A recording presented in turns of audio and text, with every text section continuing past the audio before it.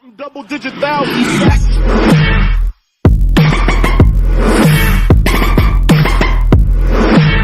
What's up, CT Racer X people? This is your boy, CT Racer X, and today I'm going to be changing out the spark plugs in a 2008 Dodge Viper ACR.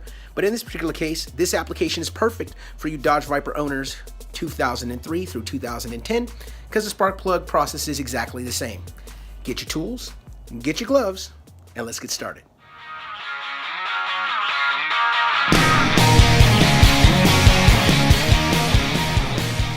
Okay, as with any good spark plug job, the first thing you want to do is make sure you have a very good spark plug. In this case, we have the NGK-Gpower Platinum spark plug, which is the OEM spark plug for the 2008 Dodge Viper through 2010 Dodge Viper.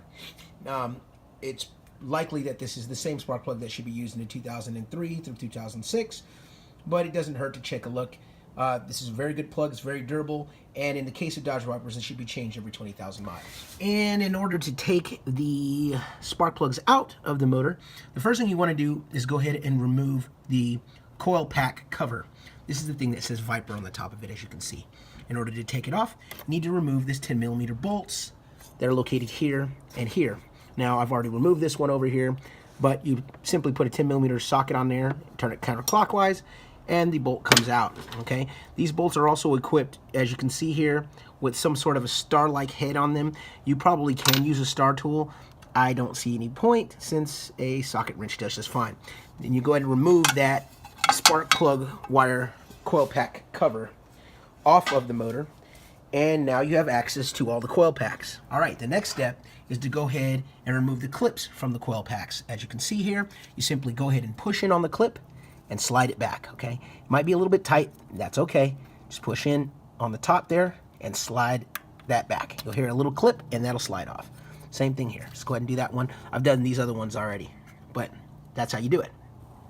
Okay, the next step is to remove the T25 stars from the coil pack. Now, I shouldn't have to explain this part, but I'm going to anyways. There are two for every coil pack. This is a 10-cylinder, all right? That means you're gonna have a total of 20 of these fanciful little star head, hex head, whatever you wanna call them, bolts, okay? If you're not sure of how many cylinders are on this motor when you're working on it, you should stop and take this to a shop. First and foremost, make sure you're taking your time, as the wires on your spark plugs can be brittle. There are some wire looms on the spark plug wires themselves. Those are probably going to be brittle simply due to the fact that there's heat involved in its plastic. These are out subjected to the elements, the air, so after a while they will get brittle, those will break. But the spark plug wire itself is fairly insulated and shouldn't be able to be damaged. However, that does not mean that they're indestructible. So take your time. I happen to be using a right angle plier, as you can see down there, to help assist in helping the spark plug wire pull away from the spark plug itself. Do not yank these, don't twist them, don't pull on them very hard. The last thing you want to do is tear up the wire and have to buy another spark plug wire, or worse yet, buy another coil pack. Okay, so you've taken out your spark plug wires, you've got them lined up on the ground, you've made sure to take your time taking them out so as to not damage the electrode or the wire, and now it's time to take out the spark plug.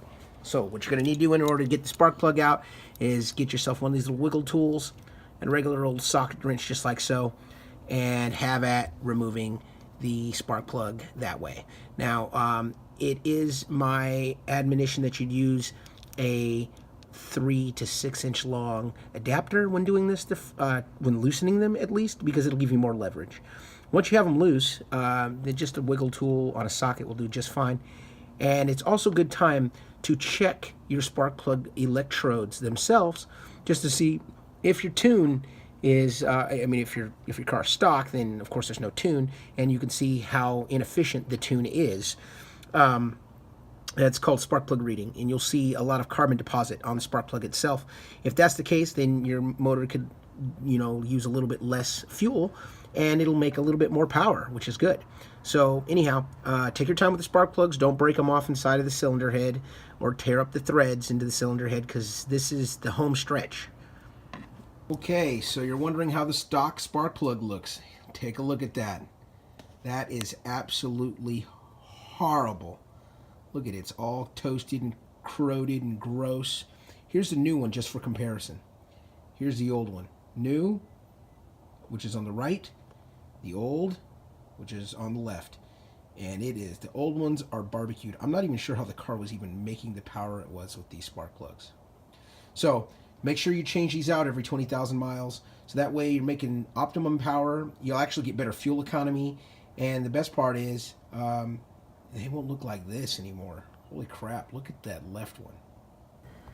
All right, here's a little hint that's going to make things easier. The passenger side of the car, also known as the right side, is the most difficult side. So if you can cut down on stress by doing the passenger side first. Also, another hint number 2. The spark plugs on the passenger side are angled towards the front of the car. That means that the tops of the heads of the spark plugs are going to go into the block sort of like that. And the node sticks out sort of at an angle going towards the front of the car.